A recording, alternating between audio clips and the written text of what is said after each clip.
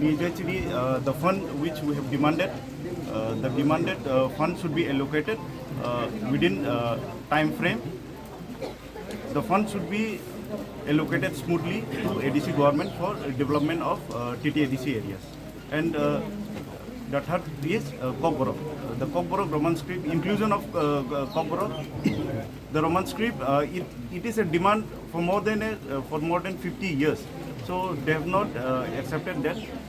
BJP are saying they are doing for Tiprasa. If they are doing for Tiprasa, then why not Roman script? Kokborok should be included in Roman script. And the other point is, if BJP or any other leader who are saying so-called Tiprasa leader, they are really incompetent.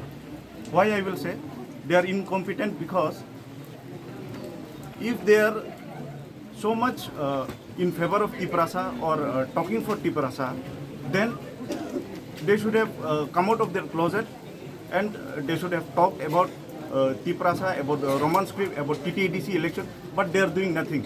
That's why I would like to tell them, I would like to give them a message. The air you are breathing today will be a poison for your future generation.